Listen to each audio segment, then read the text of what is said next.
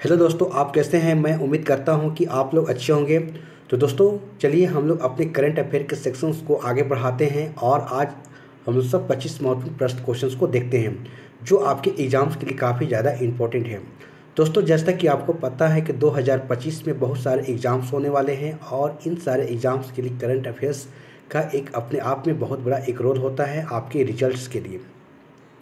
तो दोस्तों चलिए क्लास को स्टार्ट करते हैं और इनमें से इसके पहले क्वेश्चंस को देखते हैं। यदि आपको इसके आंसर पता है तो अपने साथ एक नोट पैड और पेन लेकर बैठ जाएं और अपने आंसर को काउंट करते जाएं और अंत में आप चेक कर लेंगे कि आपको इनमें से कितने सारे आंसर आपके सही हुए हैं। अन्यथा दोस्तों हमारे साथ आप इसके आंसर देते चलेंगे। तो चलिए पहला क्वेश्चन को देखते हैं और आप इसे बताने के प्रयास करेंगे। तो दोस्तों पहला क्वेश्चन को आप देखेंगे, ठीक है, कि पहला क्वेश्चन है कि रणजी ट्रॉफी 2024-25 का खिताब को किसने जीता है। ठीक है, तो आप देख सकते हैं कि रणजी ट्रॉफी 2024-25 के खिताब को किसने जीता है। ऑप्शन है केरल, विदर्भ, मध्य प्रदेश और मुंबई। तो आप इसका आंसर बताने के प्रयास करेंगे। ठीक है, 2024-25 के रणजी ट्रॉफी के खिताब को किसने जीता है, आप इसका आंसर देने के प्रयास करेंगे। ठीक है, चलिए।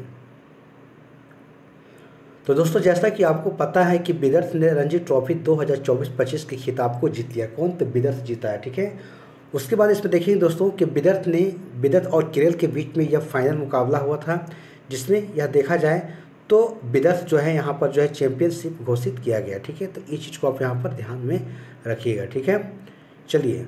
और दोस्तों इसमें अगर देखा जाए, ठीक है, तो सबसे अधिक रन अगर बात करें हम तो विदर्भ के जो यश राठौर ने बनाए हैं। ठीक है, और उन्होंने 960 रन यहाँ पर बनाए हैं। ठीक है, तो इस चीज़ को यहाँ पर ध्यान रखिए। दोस्तों अगर रणजी ट्रॉफी की बात करें हम तो रणजी ट्रॉफी भारत की जो घरेलू क्रिकेट प्रतियोगिता है और यह भारत की एक प्रथम श्रेणी क्रिकेट चैंपियनशिप है। ठीक है, और इसे बीसीसीआई के द्वारा इसे आयोजित किया जाता है। ठीक है, तो इस चीज़ को आप यहाँ पर ध्यान में रखिएगा। ठीक है दोस्तों, अगर बात करें हम तो इसका अगर भारत के पहले अगर टेस्ट क्रिकेटों में से एक रणजीत सिंह जो कि सिंघानी के नाम पर इसे रखा गया। ठीक है, और इसका पहला अगर हम सीजन की बात करें हम तो 1934-35 में खेला गया था। ठीक है, तो इस चीज़ को यहाँ पर ध्यान में रखिएगा। तो चल दोस्तों अगला क्वेश्चन को यहाँ पर देखते हैं।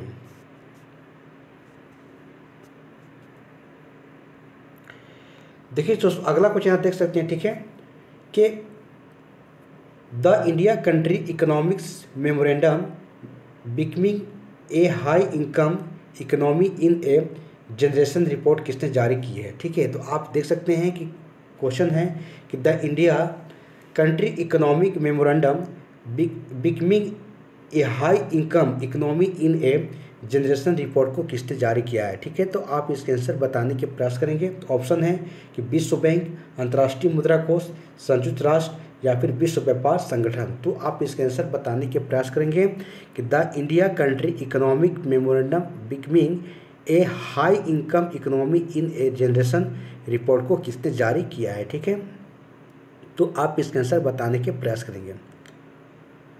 दोस्तों जैसा कि आप देख सकते हैं कि विश्व बैंक की अगर बात करें हम, ठीक है, यहाँ देख सकते हैं कि अगर विश्व बैंक की अगर बात करें हम, ठीक है, तो विश्व बैंक ने हाल ही में इस रिपोर्ट को जारी किया है। ठीक, किसने? तो विश्व बैंक के द्वारा इस रिपोर्ट को जारी किया है। ठीक है, और इस रिपोर्ट के अनुसार बताया गया दोस्तों कि भारत को 2047 तक एक विकसित देश का लक्ष्य हासिल करना है, जो कि उसकी अर्थव्यवस्था को कम से कम जो कि 7.8% की औसत वार्षिक वृद्धि दर से बढ़ने की ज़रूरत है। ठीक है, तो इसी चीज़ को इस रिपोर्ट में बताया गया है कि 2047 तक भारत को अगर विकसित होना है तो इसके लिए भारत की जो है अर्थव्यवस्था को कम से कम 7.8% की औसत वृद्धि दर से बढ़ने की ज़रूरत है। ठीक है, इस बात को यहाँ पर बताया गया है। ठीक है दोस्तों अगर बात करें हम तो अगर भारत को विकसित भारत या उच्च मध्यम आय का दर्जा हासिल करना है तो इसकी प्रति व्यक्ति अगर बात करें हम तो $4,516 या उससे अधिक होनी चाहिए। ठीक है, तभी 2047 तक जो है विकसित हो पाएगा। ठीक है, तो इसी रिपोर्ट में इस बात को बोला गया है। तो दोस्तों यहाँ पर बात हो रही विश्व बैंक की, तो विश्व बैंक के बारे में थोड़ा सा देखेंगे कि विश्व बैंक एक बहुपक्षीय विकास संस्थान है। ठीक है, और इसकी अगर स्थापना की बात करें हम तो 1944 में जो कि अंतर्राष्ट्रीय मुद्रा कोष के साथ में की गई थी। ठीक है, तो इस चीज़ को याद रखिएगा। और विश्व बैंक के अगर हम मुख्यालय की बात करें हम तो वाशिंगटन डीसी में है, जो कि संयुक्त राज्य अमेरिका में है, ठीक है। और इसके अध्यक्ष की बात करें हम तो अजय बांगा है, ठीक है। और इसमें सदस्य की बात करें हम तो 189 सदस्य, ठीक है। ये सारे जो मैंने बात बोला सारे एक विश्व बैंक के बारे में ही मैंने यहाँ पर बताया, ठीक है। तो चलिए अगला क्वेश्चन को देखते हैं। दोस्तों यहाँ पर अगला क्वेश्चन को देख सकते हैं कि यूरोपीय आयोग की अध्यक्ष कौन है जो कि भारत की 2 दिवसीय यात्रा पर आए हैं, ठीक है। तो यूरोपीय आयोग की अध्यक्ष कौन है जो भारत की 2 दिवसीय यात्रा पर आए हैं, ठीक है। तो ऑप्शन है एलिस वॉल्टन सिनबाउम, रेचल रिव्स या फिर उर्सुला वॉन डेर लेयन, ठीक है। तो आप इसका नाम बताने के प्रयास करेंगे, ठीक है। देखिए दोस्तों, जैसा बात करें हम तो उर्सुला जो कि वान डेर लेयन जो है भारत की 2 दिवसीय यात्रा पर आई है, ठीक है। और इस प्रकार से यहाँ देख सकते हैं, ठीक है। और उनके इस यात्रा में उनके साथ जो कि यूरोपीय संघ के कमिश्नर के समूह भी साथ में आए थे, ठीक है। तो इस चीज़ को आप यहाँ पर देखिएगा। दोस्तों अगर बात करें हम तो भारत की यात्रा पर आने का इनका मकसद बस ये था कि भारत और यूरोप संघ व्यापार और प्रौद्योगिकी परिषद जो कि यहाँ पर आप देख सकते हैं जो इनके बीच में यहाँ पर किए गए हैं, ठीक है, वार्तालाप। देखिए दोस्तों, अगर यूरोपीय संघ की अगर बातें यहाँ पर हो रही है तो इसकी स्थापना की बात करें हम तो देख सकते हैं कि 1 नवंबर 1993 को इसकी स्थापना की गई है। और यहाँ पर बात करते हैं यूरोप में स्थित जो कि 27 यूरोपीय देशों का एक राजनीतिक और आर्थिक गठबंधन है, ठीक है। और दुनिया के सबसे शक्तिशाली व्यापार जो कि ब्लॉकों में से एक है कौन, यूरोपीय संघ है, ठीक है। अगर दोस्तों अगर यूरोपीय संघ की अगर हम बात करें हम इसकी मुख्यालय की तो देख सकते हैं ब्रुसेल्स जो कि बेल्जियम में है। और इसकी आधिकारिक मुद्रा की बात करें हम तो यूरो है, ठीक है। और इसकी अगर अध्यक्ष की बात करें हम तो एंटोनियो कोस्टा है, ठीक है। तो आप इसके यहाँ पर जानने के प्रयास करेंगे, ठीक है। तो चलिए अगला क्वेश्चन को देखते हैं। दोस्तों अगला क्वेश्चन देख सकते हैं कि उत्तर प्रदेश के मुख्यमंत्री योगी आदित्यनाथ ने राज्य में कितने जो कि आध्यात्मिक गलियारों की घोषणा की है, ठीक है। तो आप देख सकते हैं कि उत्तर प्रदेश के जो मुख्यमंत्री योगी आदित्यनाथ ने राज्य में कितने नए आध्यात्मिक गलियारों की घोषणा की है, ठीक है। तो ऑप्शन में है 8 है, 10 है, 15 है और 5 है। तो इसको आप बताने के प्रयास करेंगे। देखिए दोस्तों, जैसा कि आपको पता है कि उत्तर प्रदेश के जो मुख्यमंत्री आदित्यनाथ जी हैं और इन्होंने प्रयागराज में महाकुंभ के समापन के बाद राज्य में 5 नए आध्यात्मिक गलियारों को विकास की घोषणा की है, ठीक है। कितने, तो 5 जो कि आध्यात्मिक गलियारे होंगे, ठीक है। और इन 5 जो आध्यात्मिक गलियारे की बात करें हम तो एक प्रयागराज से विंध्याचल काशी होते हुए जाएगा, और एक प्रयागराज से अयोध्या गोरखपुर के लिए है, और एक है प्रयागराज और लखनऊ और नेमिस नए के लिए, और एक है प्रयागराज राजापुर और चित्रकूट के लिए, ठीक है। तो दोस्तों यहाँ पर देख सकते हैं कि इस प्रकार से यहाँ पर बातें बताई गई हैं, ठीक है। तो दोस्तों यहाँ पर थोड़ा सा और हम उत्तर प्रदेश की बातें हो रही तो उत्तर प्रदेश के बारे में थोड़ा सा जानने के प्रयास करेंगे कि प्रयागराज में जो कि कुंभ पर्व के दौरान 31 जनवरी को ग्रीन महाकुंभ का आयोजन किया गया है, ठीक है। तो इस चीज़ को आप यहाँ पर ध्यान में रखेंगे, ठीक है। दोस्तों उत्तर प्रदेश की बात करें हम तो यह स्थापना दिवस जो है 24 जनवरी को मनाता है, ठीक है। तो आप यहाँ पर इन सारे बातों को ध्यान में रखेंगे, ठीक है। तो चलिए अगला क्वेश्चन को देखते हैं। देखिए दोस्तों अगला क्वेश्चन यहाँ देख सकते हैं, ठीक है, कि 30 वर्षों के बाद किस देश में केप जो गिद्ध को देखा गया, ठीक है। आप देख सकते हैं कि 30 वर्षों के बाद किस देश में केप गिद्ध को देखा गया, ठीक है। तो ऑप्शन है उत्तर कोरिया, दक्षिणी कोरिया, दक्षिण अफ्रीका या फिर नाइजीरिया। तो आप बताने के प्रयास करेंगे, ठीक है। देखिए दोस्तों 30 वर्षों के बाद यहाँ बातें हो रही किस देश में केप गिद्ध को जो है देखा गया, ठीक है। तो उत्तर कोरिया, दक्षिण कोरिया और दक्षिण अफ्रीका या फिर नाइजीरिया। तो आप यहाँ पर आंसर बताने के प्रयास करेंगे। देखिए दोस्तों बातें हो रही है गिद्ध की, ठीक है। तो 30 वर्षों के बाद अगर बात करें हम तो केप गिद्ध को दक्षिण अफ्रीका के पूर्वी प्रांत में यहाँ पर इसको देखा गया, ठीक है। तो दक्षिण अफ्रीका आप यहाँ पर ऑप्शन में याद रखेंगे, ठीक है। चलिए दोस्तों अगर बात करें हम तो इसकी मुख्य भूमिका की बात करें हम तो मृत जानवरों को जो कि आप देख सकते हैं, ठीक है। गिद्ध की बात करें हम तो इनकी जो मुख्य भूमिका क्या होती है कि मृत जानवरों को खाकर बीमारियों को क्या करते हैं, प्रसार को रोकने का कार्य करते हैं, ठीक है। तो इस चीज़ को यहाँ पर बताने का प्रयास किया गया। दोस्तों आयुषीन की एक रिपोर्ट बताया गया है, ठीक है, कि ये जो गिद्ध हैं पूरी तरीक़ा से असुरक्षित हैं और पहले यह संकटग्रस्त थे, ठीक है। अभी इस चीज़ के बारे में बताया जा रहा है। दोस्तों यहाँ पर दक्षिण अफ्रीका की बात हो रही है, तो दक्षिण अफ्रीका के बारे में थोड़ा सा जानने के प्रयास करेंगे कि दक्षिण अफ्रीका के बारे में जाने के। दक्षिण अफ्रीका जो कि 3 राजधानियाँ इसके हैं, पहला केप टाउन है, प्रिटोरिया है और एक ब्लॉमफोंटेन है, ठीक है। ये 3 राजधानी हैं किसके, दक्षिण अफ्रीका के। देखिए तो दोस्तों दक्षिण अफ्रीका की बात करें हम तो दक्षिणी अफ्रीकी जो महाद्वीपों के 7वें दक्षिणी छोर पर एक देश है, ठीक है। और इसकी राष्ट्रपति की बात करें हम तो सिरिल रामाफोसा यहाँ के राष्ट्रपति हैं, ठीक है। दोस्तों अगर दक्षिण अफ्रीका की मुद्रा की बात करें हम तो यहाँ की मुद्रा रैंड है। इस चीज़ को आप यहाँ पर जानने के प्रयास करेंगे, ठीक है। और दोस्तों दक्षिण अफ्रीका के सबसे प्रसिद्ध अगर उद्यान की बात करें हम तो क्रूगर नेशनल पार्क है, ठीक है। और भारत में जो कुनो नेशनल पार्क जो एमपी के लिए जो 12 चीतों को 18 फरवरी 2023 को दक्षिण अफ्रीका से ही लाए गए थे, ठीक है। तो दक्षिण अफ्रीका के बारे में इन सारे बातों को आप ध्यान में रखेंगे, ठीक है।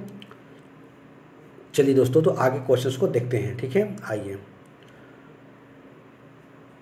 दोस्तों कुछ अगर हम लोग बायो रिजर्व के बारे में देख सकते हैं, जैसे कि नीलगिरी जो कि बायोस्फीयर रिजर्व की बात करें हम तो ये कहाँ पर है, तो नीलगिरी बायोस्फीयर रिजर्व की बात करें हम तो ये तमिलनाडु, कर्नाटक और केरल राज्य में, ठीक है।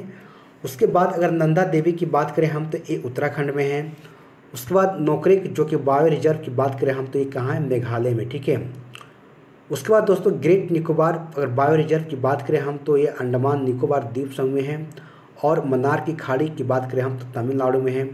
और मानस असम में है और सुंदरवन पश्चिम बंगाल में है, ठीक है। तो इन सारे आप देख सकते हैं जो कि आपकी राष्ट्रीय जो कि बायोस्फीयर के बारे में यहाँ पर बताया गया, ठीक है। तो चलिए अगला क्वेश्चन को देखते हैं।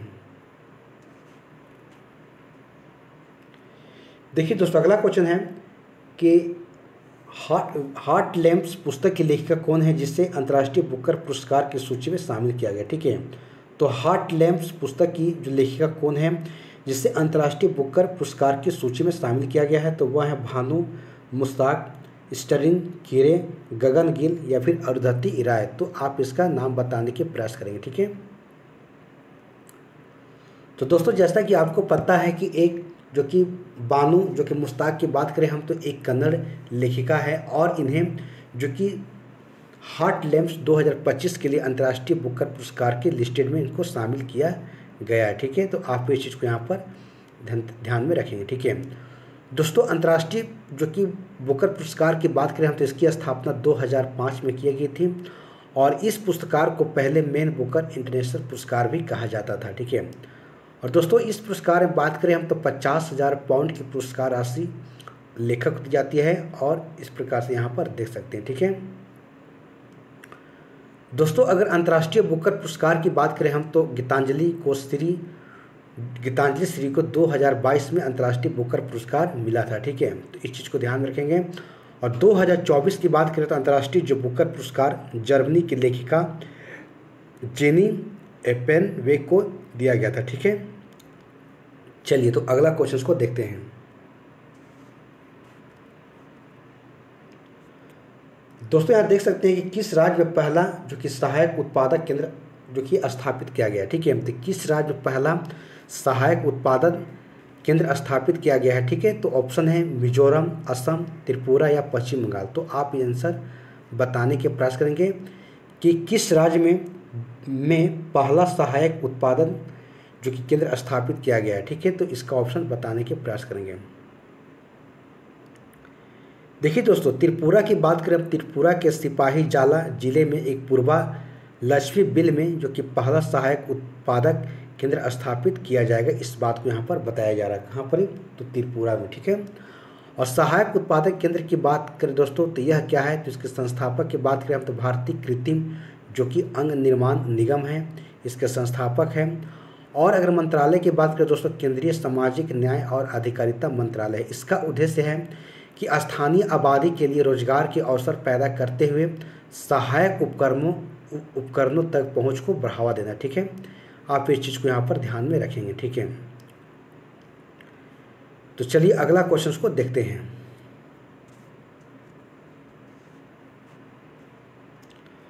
दोस्तों अगला क्वेश्चन को देख सकते हैं, यहाँ बताया जा रहा है कि S&P जो कि ग्लोबल सस्टेनेबिलिटी रैंकिंग 2025 में शीर्ष पर कौन सा बैंक है। ठीक है, state bank of India, yes bank, Punjab national bank या यूको बैंक। तो आप यह बताने के प्रयास करेंगे कि S&P ग्लोबल सस्टेनेबिलिटी रैंकिंग 2025 में शीर्ष पर कौन सा बैंक है। ठीक है, तो आप ऑप्शंस के सहारे इसका बताने के प्रयास करेंगे। दोस्तों जैसा कि आपको पता है कि अगर यस बैंक की बात करें हम, तो यस बैंक जो है, जो कि S&P ग्लोबल जो कि कॉर्पोरेट सस्टेनेबिलिटी असेसमेंट 2024 और कार्बन डिस्क्लोजर प्रोजेक्ट के अनुसार लगभग तीसरे वर्ष भारत के सबसे हाई रेटेड सतत विकास यहाँ पर बना हुआ है। ठीक है, तो आप यहाँ पर यस बैंक को यहाँ पर नाम को याद रखिए। ठीक है, तो दोस्तों यस बैंक एक निजी क्षेत्र का जो भारतीय बैंक है, इसके बारे में जानेंगे। और इसकी अगर स्थापना की बात करें हम, तो 2004 में राणा कपूर और अशोक कपूर ने इसको की थी। ठीक है, और इसकी मुख्यालय की बात करें हम, तो इसका मुख्यालय कहाँ पर है, मुंबई में। ठीक है, तो चलिए अगला क्वेश्चन को देखते हैं। दोस्तों यहाँ देख सकते हैं अगला क्वेश्चन है कि बोरिस स्पेक्सी का संबंध किस खेल से है जिनका हाल में निधन हो गया। ठीक है, तो बोरिस स्पेक्सी का संबंध किस खेल से था जिनका हाल में निधन हो गया। तो ऑप्शंस के अनुसार देखेंगे कि बास्केटबॉल, टेनिस, टेबल टेनिस, शतरंज या फिर पोलो। ठीक है दोस्तों, यहाँ पर शतरंज लिखा हुआ। ठीक है, आप यहाँ पर शतरंज कर लीजिएगा। ठीक है, तो आप इसके आंसर बताने के प्रयास करेंगे। तो दोस्तों जैसा कि आपको पता है, जो कि बोरिस स्पेक्सी का संबंध अगर बात करें हम, तो इनका संबंध शतरंज से था। ठीक है, और यह 10वें विश्व शतरंज चैंपियनशिप जो कि रूसी शतरंज ग्रैंड मास्टर जो कि बोरिस स्पेक्सी की जो है 88 वर्ष की उम्र में इनकी निधन हो गया। ठीक है, आप इस चीज़ को यहाँ पर ध्यान में रखेंगे। ठीक है, चलिए तो अगला क्वेश्चन को दोस्तों देख सकते हैं कि कहाँ 15 साल से पुराने वाहनों के लिए ईंधन पर प्रतिबंध लगाया जाएगा। ठीक है, तो देख सकते हैं दिल्ली है, मध्य प्रदेश है, छत्तीसगढ़ है और राजस्थान है। तो आप इसके आंसर बताने के प्रयास करेंगे कि कहाँ जो कि 15 साल से पुराने वाहनों के लिए ईंधन पर प्रतिबंध लगाया जाएगा। तो दोस्तों ऑप्शंस के अनुसार आप इसका लगाने के प्रयास करेंगे। ठीक है, देखिए दोस्तों बातें हो रही वायु प्रदूषण की। ठीक है, तो वायु प्रदूषण के स्तर को कम करने के लिए दिल्ली सरकार ने फैसला किया है कि 31 मार्च के बाद पेट्रोल पंपों पर 15 साल से पुराने वाहनों को ईंधन नहीं मिलेगा। ठीक है, तो आप इस चीज़ को यहाँ पर ध्यान में देख सकते हैं। ठीक है, चलिए तो दोस्तों दिल्ली के बारे में अगर बातें हो रही तो दिल्ली के बारे में थोड़ा जानने के प्रयास करेंगे कि दिल्ली की अगर बात करें हम, तो यहाँ के जो उपराज्य हैं विनय कुमार सक्सेना हैं, मुख्यमंत्री की बात करें रेखा गुप्ता हैं जो कि बीजेपी पार्टी से हैं, और विधानसभा में सीटें की बात करें हम तो 70 सीटें हैं। और दिल्ली के अगर दोस्तों साक्षरता की बात करें हम, तो देख सकते हैं लिटरेसी जो रेट यहाँ के है 86.34% है। ठीक है, और अगर यहाँ के अगर बात करें दोस्तों राजकीय पक्षी क्या है, तो गोरैया है। ठीक है, तो आप इस चीज़ को यहाँ पर ध्यान से रखेंगे। ठीक है, चलिए तो अगला क्वेश्चन को यहाँ पर देखते हैं। देखिए दोस्तों अगला क्वेश्चन देख सकते हैं। ठीक है, कि अभ्यास डेजर्ट हट 2025 का आयोजन कहाँ पर किया गया। ठीक है, तो अभ्यास जो कि डेजर्ट हट 2025 का आयोजन कहाँ पर किया गया है। तो ऑप्शन है राजस्थान में, महाराष्ट्र में, उत्तराखंड में या फिर चंडीगढ़ में। तो आप ये बताने के प्रयास करेंगे। ठीक है, कि डेजर्ट हट का जो है 2025 में आयोजन कहाँ पर किया गया। ठीक है, चलिए तो दोस्तों जैसा कि आपको पता है कि अभ्यास जो कि डेजर्ट हट की बात करें हम, तो 24 से 28 फरवरी 2025 को जो कि वायुसेना स्टेशन जोधपुर में इसका आयोजन किया गया। ठीक है, तो जोधपुर यानी कि राजस्थान में इसका आयोजन किया गया। ठीक है, और यह एक एकीकृत त्रिसेवा विशेष बल है, यानी तीनों सेनाओं का है। और इसका अगर बात करें दोस्तों, इसका जो आप देख सकते हैं कि इस अभ्यास में भारतीय सेना के विशेष बल, भारतीय नौसेना के जो मरीन कमांडो और भारतीय वायुसेना के जो गरुड़ को एक साथ यहाँ पर भाग लेंगे। ठीक है, तो इस चीज़ को आप यहाँ पर ध्यान में रखिएगा। ठीक है, तो चलिए अगला क्वेश्चन को देखते हैं।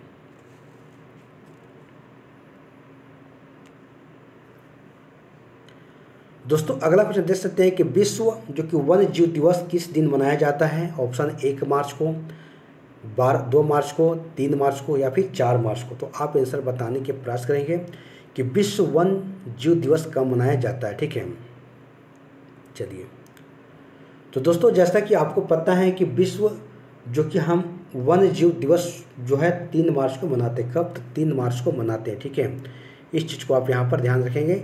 और दोस्तों विश्व वन्य जीव दिवस मनाने और दुनिया के अन्य जो वन्य जीवों को और वनस्पतियों के बारे में जागरूकता बढ़ाने के लिए हर साल यह मनाया जाता है, ठीक है। तो इस चीज़ को आप यहाँ पर ध्यान में रखिएगा। तो दोस्तों चलिए अगला क्वेश्चन को हम लोग सब देखते हैं।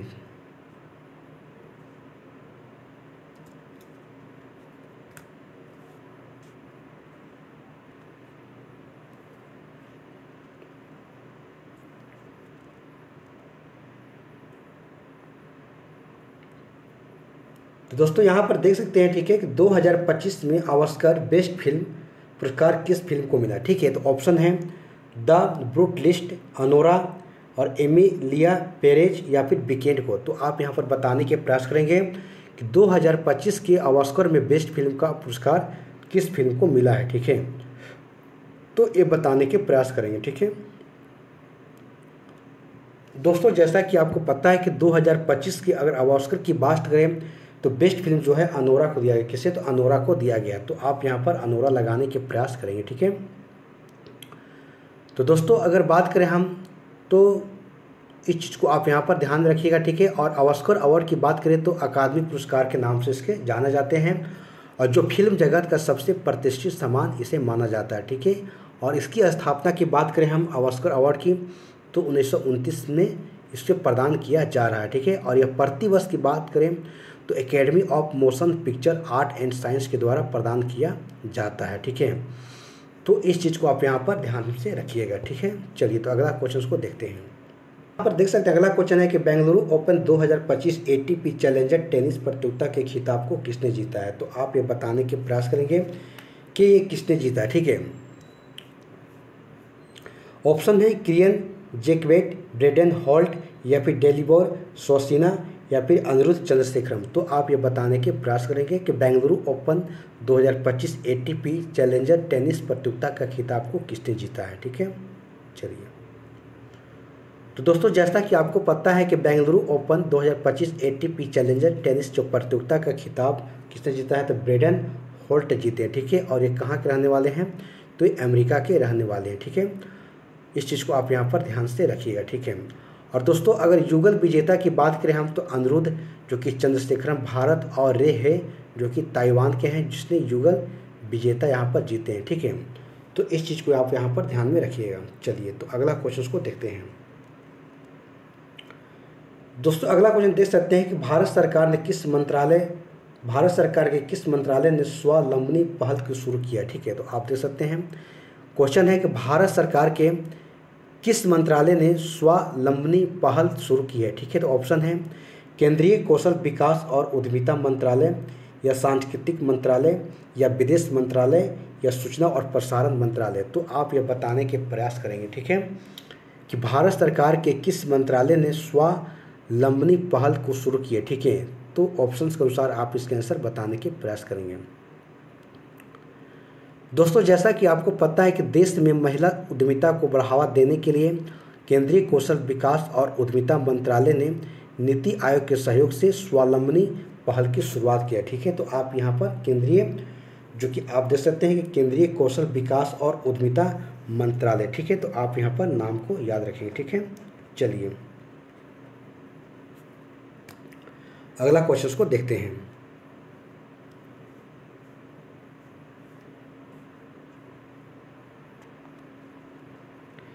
देखिए दोस्तों अगला क्वेश्चन देख सकते हैं कि सिटी यूनियन बैंक ने किसके साथ मिलकर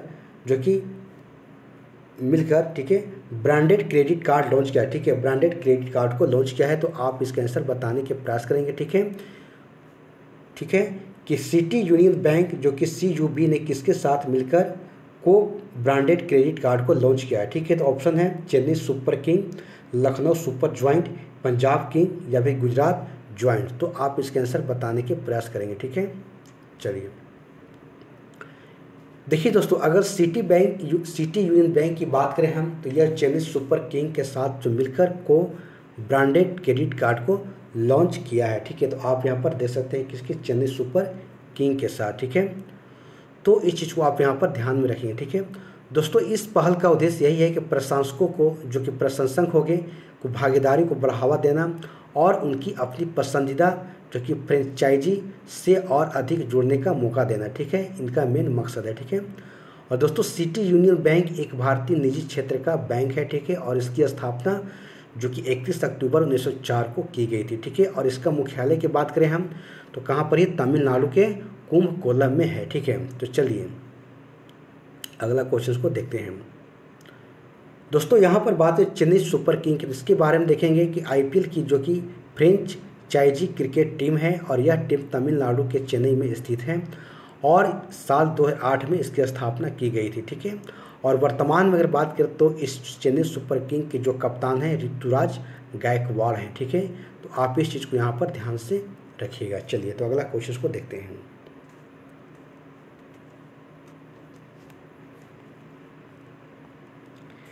देखिए दोस्तों अगला क्वेश्चन देख सकते हैं, ठीक है, कि जगुआर फाइटर जेट जो कि स्क्वाड्रन में अस्थायी रूप में शामिल होने वाली पहली महिला पायलट कौन बनी है, ठीक है। तो ऑप्शन है कि आरती जो कि सरीन, सुजाता सोनिक और अनामिका बी राजीव और तनुष्का सिंह। तो आप इसके आंसर बताने के प्रयास करेंगे कि जगुआर फाइटर जेट जो कि स्क्वाड्रन में अस्थायी रूप में शामिल होने वाली पहली महिला पायलट कौन बनी है, ठीक है। तो ऑप्शन के अनुसार आप आंसर बताने के प्रयास करेंगे। चलिए दोस्तों जैसा कि आपको पता है कि इंडियन एयरफोर्स की महिला जो कि फ्लाइंग ऑफिसर तनुष्का सिंह जो कि जगुआर फाइटर जेट जो कि स्क्वाड्रन में स्थायी रूप में शामिल होने वाली पहली महिला पायलट बन गई है। तो यहाँ पर तनुष्का सिंह का नाम यहाँ पर याद रखें, ठीक है। तो दोस्तों तनुष्का सिंह का संबंध अगर बात करें हम तो उत्तर प्रदेश की एक रहने वाली है, ठीक है। इस चीज़ को आप याद रखिएगा। और जगुआर जो कि वायुसेना की बात करें हम तो एक हमलावर जो कि विमान है, ठीक है। इस चीज़ को आप यहाँ पर ध्यान से रखिएगा। चलिए तो अगला क्वेश्चन को देखते हैं।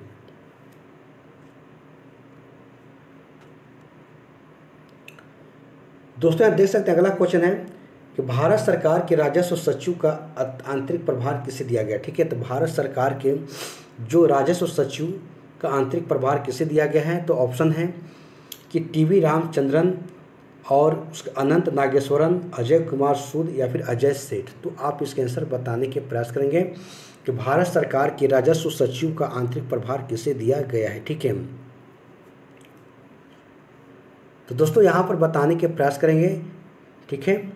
चलिए तो दोस्तों जैसा कि आपको पता है कि अजय सेठ की बात करें हम तो इन्हें भारत सरकार के राजस्व सचिव का जो आंतरिक प्रभार इनको दिया गया, ठीक है। तो आप इस चीज़ को ध्यान में रखेंगे, ठीक है। और दोस्तों यह जो है तुहित कांत पांडे की जगह लेंगे, ठीक है। और उनके जगह पर इनको जो है नियुक्ति किए गए, ठीक है। चलिए तो अगला क्वेश्चन को यहाँ से देखते हैं।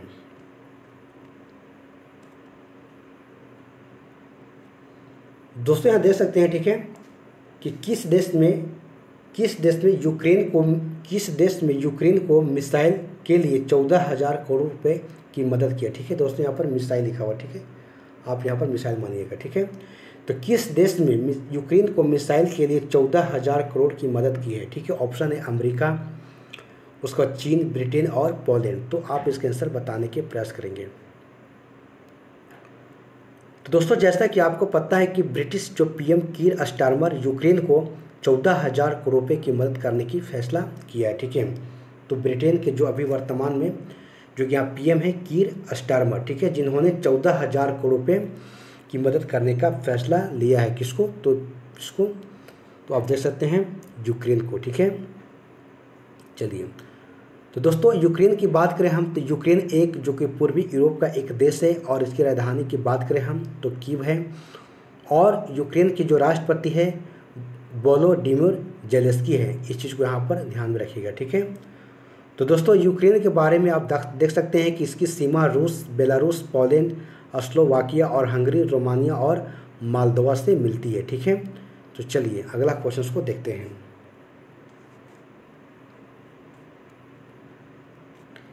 तो देखिए दोस्तों अगला क्वेश्चन है कि निम्न में से किस हाल ही में नवरत्न का दर्जा दिया, यानी किस कंपनी को बात है दोस्तों, निम्न में से किस कंपनी को हाल में ही नवरत्न का दर्जा दिया गया, ठीक है। तो ऑप्शन है IRCTC, IRFC। तो आप इसे बताने का प्रयास करेंगे कि निम्न में से किसे हाल में ही नवरत्न का दर्जा दिया गया है, ठीक है। तो IRCTC या IRFC, तो आप इसका बताने के प्रयास करेंगे। तो दोस्तों जैसा कि आपको पता है कि Indian railway catering and tourism corporation limited जो कि IRCTC 25वीं और इंडियन रेलवे फाइनेंस कॉरपोरेशन जो कि IRFC को 26वीं जो कि नवरत्न का दर्जा यहाँ पर दिया गया, ठीक है। तो ऑप्शन यहाँ पर देख सकते हैं कि दोनों को दिया गया है, ठीक है। तो इस प्रकार से आप देख सकते हैं दोस्तों। अगर बात करें हम, ठीक है, तो यहाँ पर और देख सकते हैं, ठीक है, कि इससे पहले अगर बात करें हम तो 2024 में मझगांव डॉक और शिपयार्ड को नवरत्न कंपनी के रूप में जोड़ा गया था, ठीक है। तो इस प्रकार से आप इसे याद रखेंगे। चलिए देखिए दोस्तों, अगला क्वेश्चन है कि बार काउंसिल ऑफ इंडिया के अध्यक्ष कौन बने हैं, ठीक है। तो ऑप्शन है आपके सामने हैं, देख सकते हैं कि विवेक जोशी हैं या फिर तुहिन कांता पांडे हैं या एन चंद्रशेखरन हैं या मनन कुमार मिश्रा हैं। तो आप ये बताने के प्रयास करेंगे कि बार काउंसिल ऑफ इंडिया के जो कि अध्यक्ष कौन बने हैं, ठीक है। तो ऑप्शन अनुसार आप बताने के प्रयास करेंगे। देखिए दोस्तों, बात हो रही है मनन कुमार मिश्रा की, ठीक है। तो मनन कुमार मिश्रा एक वरिष्ठ अधिवक्ता हैं जिन्हें जो कि हैं इन्हें जो कि इससे अध्यक्ष के पद पर इन्होंने दर्ज किया है, ठीक है। तो दोस्तों यह बिहार से राज्यसभा सांसद जो हैं, ठीक है, कौन, तो मनन कुमार मिश्रा। और बार काउंसिल ऑफ इंडिया एक वैधानिक निकाय है, ठीक है, इस प्रकार देख सकते हैं। और यह भारत में कानूनी शिक्षा और पेशेवर मानकों को नियंत्रण करता है, ठीक है।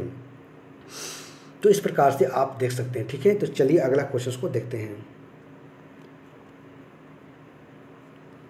दोस्तों। यहाँ देख सकते हैं कि किस सौर अंतरिक्ष मिशन के पेलोड के द्वारा ज्वाला कर्नेल की पहली छवि कैप्चर की गई है, ठीक है। तो आप देख सकते हैं कि किस सौर अंतरिक्ष मिशन के पेलोड के द्वारा, ठीक है, के द्वारा सौर ज्वाला कर्नेल की पहली जो छवि को कैप्चर किया गया है। तो ऑप्शन है पार्कर सोलर प्रोब या फिर इंटरफेस रीजन इमेजिंग स्पेक्ट्रोग्राफ या फिर सोलर एंड हेलियोस्फेरिक ऑब्जर्वेटरी और एक है आदित्य L1 के द्वारा। तो आप इसका आंसर बताने के प्रयास करेंगे, ठीक है।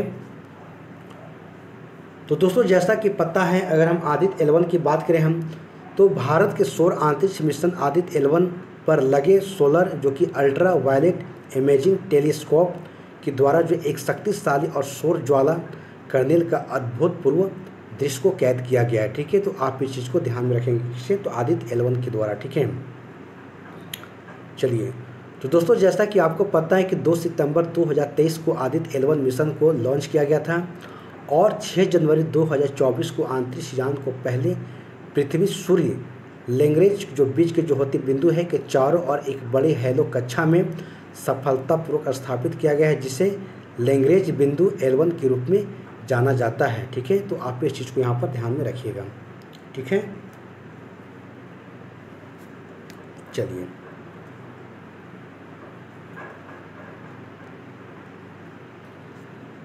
दोस्तों यहाँ पर अगला क्वेश्चन देख सकते हैं कि हाल ही में किसे रक्षा महानियंत्रक के रूप में नियुक्ति किया गया, ठीक है। तो ऑप्शन है राजीव सिन्हा को, डॉक्टर मयंक शर्मा को, अभय सक्सेना को या फिर विनोद कुमार को। तो आप ये बताने के प्रयास करेंगे कि हाल ही में किसे जो है रक्षा लेखा महानियंत्रक के रूप में नियुक्ति किया गया, ठीक है। तो आप यहाँ पर आंसर बताने के प्रयास करेंगे। दोस्तों जैसा कि आपको पता है कि डॉक्टर अगर मयंक शर्मा की बात करें हम, तो इन्हें रक्षा लेखा महानियंत्रक जो कि CGDA के रूप में इन्हें नियुक्ति किया गया, ठीक है। किससे, डॉक्टर मयंक शर्मा को, ठीक है। आप इस चीज़ को जानने के प्रयास करेंगे। दोस्तों रक्षा लेखा महानियंत्रक जो कि भारत के रक्षा लेखा विभाग का नेतृत्व वित्तीय सलाहकार रक्षा सेवा के जो प्रशासनिक जो नियंत्रण की कार्य करती है, ठीक है। इस चीज़ को आप यहाँ ध्यान रखिएगा। और यह कार्यालय भारत सरकार के रक्षा मंत्रालय के अधीन कार्य करता है, कौन, CGDA, ठीक है, जिसकी अगर कार्यालय की बात करें हम तो दिल्ली में स्थित है, ठीक है। चलिए तो अगला क्वेश्चन को यहाँ पर देखते हैं।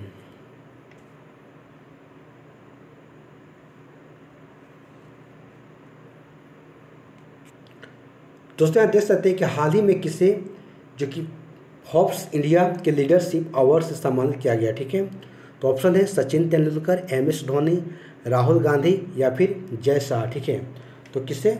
तो फोर्ब्स इंडिया लीडरशिप अवार्ड से सम्मानित किया गया है। ठीक है, तो ऑप्शन है सचिन तेंदुलकर, MS धोनी, राजीव गांधी या फिर जय शाह। तो आप आंसर बताने के प्रयास करेंगे। तो दोस्तों जैसा कि पता है, अगर जय शाह की बात करें हम, तो इन्हें फोर्ब्स इंडिया लीडरशिप के अवार्ड से सम्मानित किया गया है। ठीक है, तो दोस्तों अंतर्राष्ट्रीय क्रिकेट परिषद की बात करें, ICC के अब तक के सबसे कम उम्र के अध्यक्ष जय शाह को हाल में ही जो कि फोर्ब्स इंडिया लीडरशिप अवार्ड के 14वें संस्करण में आइकन ऑफ एक्सेलेंस अवार्ड से सम्मानित किया गया है। ठीक है, तो आप इस चीज़ को इनका नाम को याद रखिएगा। ठीक है, चलिए देखते हैं। ठीक है, कि विश्व कैंसर दिवस कब मनाया जाता है? ठीक है, आप देख सकते हैं कि विश्व कैंसर दिवस कब मनाया जाता है। तो ऑप्शन है 11 फरवरी को, 4 फरवरी को, 22 फरवरी को या फिर 10 फरवरी को। तो आप इसके आंसर बताने के प्रयास करेंगे। ठीक है, कि विश्व कैंसर दिवस कब मनाया जाता है।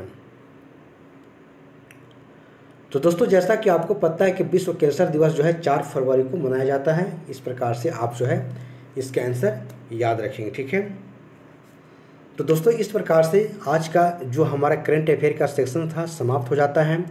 और दोस्तों यदि हमारा वीडियो अगर आपको अच्छा लगा हो तो इसे लाइक शेयर जरूर कर दीजिएगा। और फिर अगले वीडियो में अगले दिन फिर हम लोग सब मुलाकात होगी। तब तक के लिए हमारे इस वीडियो को आप बार बार देखें और इससे प्रैक्टिस करें और इसे ज़्यादा से ज़्यादा आप शेयर करने के प्रयास कीजिएगा। ठीक है, तो चल दोस्तों, धन्यवाद। जय हिंद, जय भारत।